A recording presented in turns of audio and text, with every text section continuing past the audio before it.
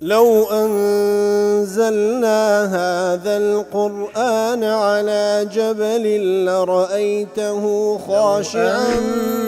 أنزلنا هذا القرآن على جبل لرأيته خاشعا أنزلنا هذا القرآن على جبل لرأيته خاشعا متصدعا من خشية وتلك الأمثال نضربها للناس لعلهم يتفكرون.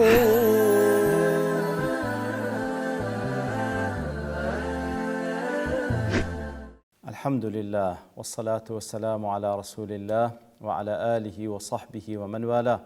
السلام عليكم ورحمة الله. برزان خوشحال لوانا الشاشة وشاش لوانا كاين تفسير قرآني بيروز بيم وخزمتان فبس رزامن دي رب العالمين وهيوادان مئوي آزي السودي دول بقرن. أعوذ بالله من الشيطان الرجيم. بسم الله الرحمن الرحيم. قل هو القادر على أن يبعث عليكم عذابا من فوقكم أو من تحت أرجلكم أو يلبسكم شيعا ويذيق بعضكم بأس بعض انظر كيف نصرف الآيات لعلهم يفقهون. بەڵە خۆشەویستان کلوانێ ڕابردوش کەمێک لە خزمەت و ئاتە پیرۆزەدا بووین کە رب العالمین دەفەرمێ پێیان بڵێ کاتێکەوە لە دوو ئاەتی پێشووتر خوای گەورە فەرمووی کاتێک لە تنگانەدان لە کاتی تنگانە و ناخۆشیەکاندا هاواری خوا دەکەن بەڵام دواترێک کە نەجاتتان داتن ئیتر شەریک لە بۆ خوای گەورە بڕیاردەن بەڵام پێیان بڵێ لە دوای نەجات بوونیشتان لەو ناخۆشیە معنای ئەوە نیە ئەنگۆ ئەمینن زەمانەتان پێدرا پێیان بڵێ بە بەردەوامی ئەنگۆ لجر دەسەڵاتی رب العالمين أو ذاتيكوا قل هو القادر أو ذات قادر بتوانايا على أن يبعث عليكم عذابا من فوقكم عذابك لسروي خوتان لوتان باريني أو من تحت أرجلكم يا لجير بيتان أو عذاب لبوتان بي أو يلبسكم شيعا يعني أوتا أنقوي بكاتا بشبشو طائفة مجموعة ويذيق بعضكم بأس بعض وهروها أو لنيوان خوتان هندق دەسەڵاتی بەسەر ئەوەی تر بشتێ و عەزابی بدا و ناخۆشی لۆ دروست بکە انظر كيف نصرف الآيات تەماشاکە بە شێوەیەک تەنویعی دەکەین بە هەموو جۆرێک باسی دەکەین تاوەکو یەفقەهون تاوەکو تێبگەن. ئەو یەلبسەکم شیعا وەکو باسمان کرد ئەی یەخلوتەکم فیرەقەن خەڵتە اضطراب کەواتە تێکەڵ و پێکەڵتان بکاتن بە چەندین فرقە فيجعلكم متحزبين مختلفين في القتال بأن يقوي أعداءكم. كواتا كاتك بشبشتان بكا يتر هندق بد صلاتر لنتيجة دا كان جو بشبون دجمنان اشتان زال دي بسرتان وكو أو قولي كوازور مشهورة فرق تسد بيان كبشبش بخود دبي قول السريان يتر بداخوا إيمي أمتي بناو إسلامي أو حالتي استعتيدا دجين فعلا بوينا بش بوينا تندين فرقة كسيش كز ناخيني توا أو ذا أويدا صلاتي هبي ظلم لو يتر ذكا خوا بنا من ده لو يدج منان أو هبا سرمان دا زادا ويذيق بعضكم بأس بعض انظر كيف نصرف الآيات كو أو آتاني خومان لبويان رون دكينو بأنواع الشواز لعلهم يفقهون تاوكو تيبغنو بندو آموشغاري وربقرن فيكفوا عن كفرهم وعنادهم تاوكو واز لكفر عنادك إخوان بينن بل لسرو آتي حديث هي لو أنا حديثي كإمام بخاري وآتك الجابري كور عبد الله دجيرتو تفرمي كاتك وآتدا بزي قل هو القادر على أن يبعث عليكم عذابا من فوقكم الله سبحانه وتعالى قادر بتواناك وسزاق لسري خوتان بنيري. قال رسول الله صلى الله عليه وسلم أعوذ بوجهك خوم بنادم بوجهي تو كوا أو سزامان نئت سري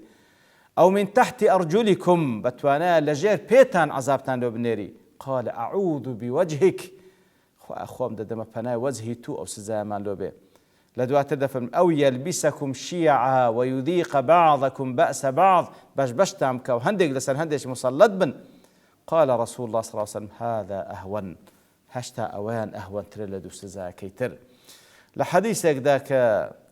إمام مسلم رواية كريه ثوبان دجياري توا مولى رسول الله صلى الله عليه وسلم وتبندي آزاد كلاوي بيغمبر بو صلى الله عليه وسلم دفرمي بيغمبر صلى الله عليه وسلم فرموي وإني سألت ربي، طبعا حديث كدريج بلام أو بشمال لنقل كده، وإني سألت ربي لأمتي ثلاثة، سيشتم داوا كده لأخواي ولا بأمتكم، أن لا يسلط على أمتي جوعا فيهلكهم، كواتا دوام كده لرب العالمين برسيتيتي ومسلط نكا لسر أمتكم لبرسام بمرن، وأن لا يسلط عليهم عدوا من سوى أنفسهم،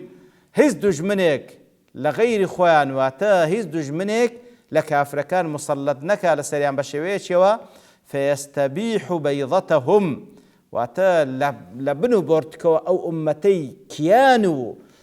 بابلين هیچ تیشی امت نمینه لبنو برد که هری بچشی لخوای گور پاره مکافری چوا مسلط نکال سریان کوا او امت کیانی نمینه هر حمویان ریشه چیش بکاتن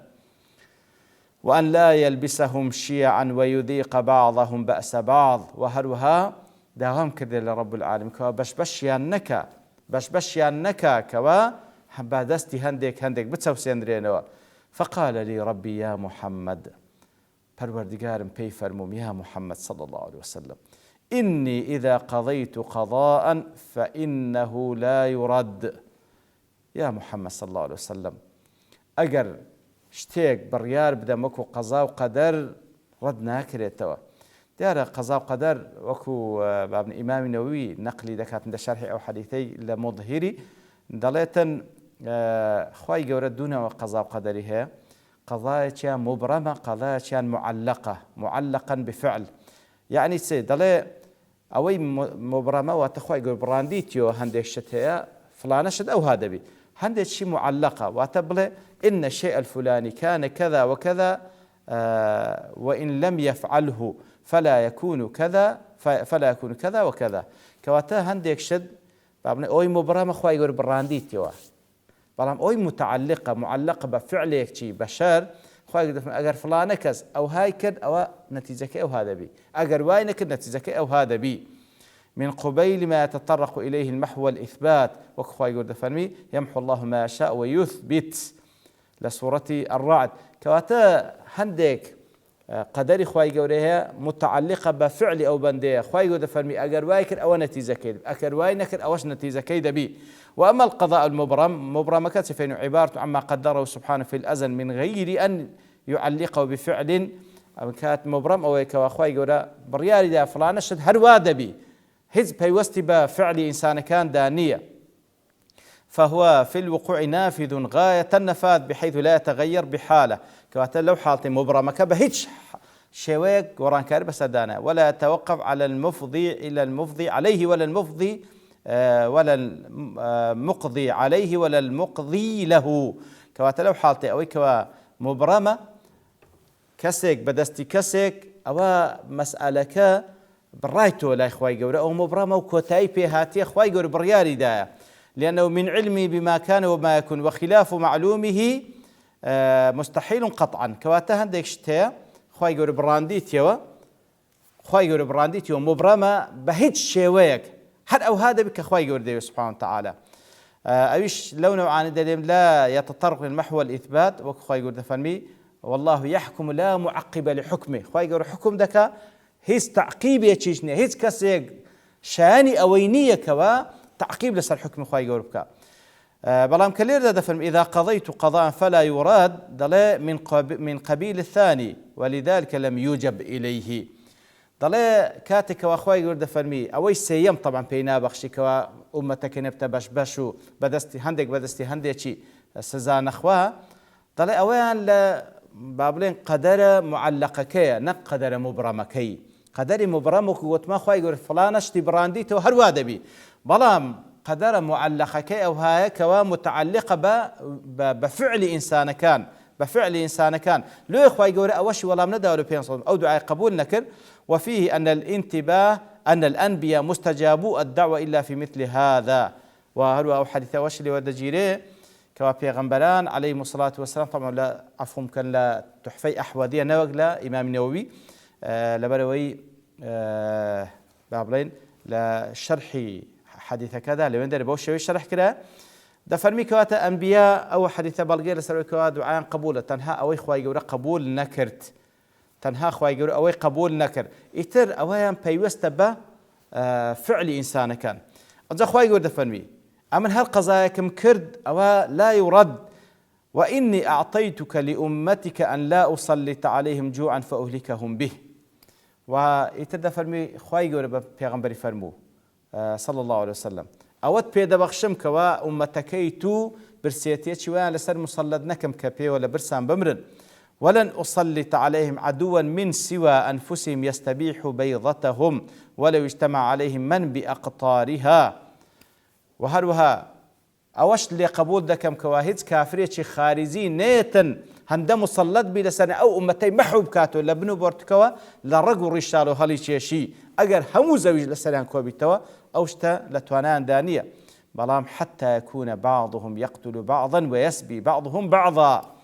بەڵام ئەوەی سێیەم قبول نییە بۆی کەوا لەناو خۆیان دەبنە بەش و یەکتری دەکوژن و یەکتری ئافرەتەکان دەکەنە جاریە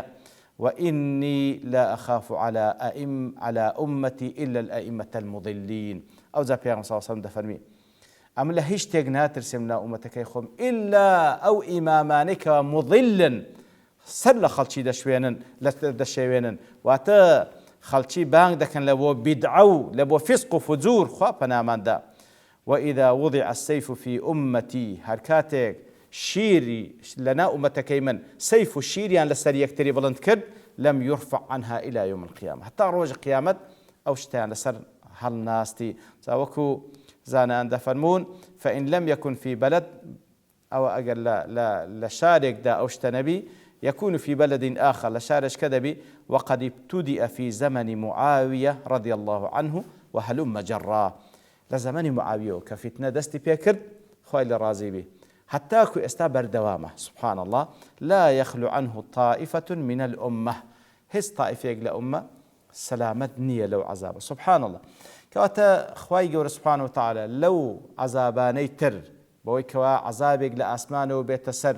أمتي إسلام بتواتي محيان بكاتو خواي جور دعاء بيغمبري قبول صلى الله عليه وسلم كوا نات سريان لجر بيان بي محيان بكاتو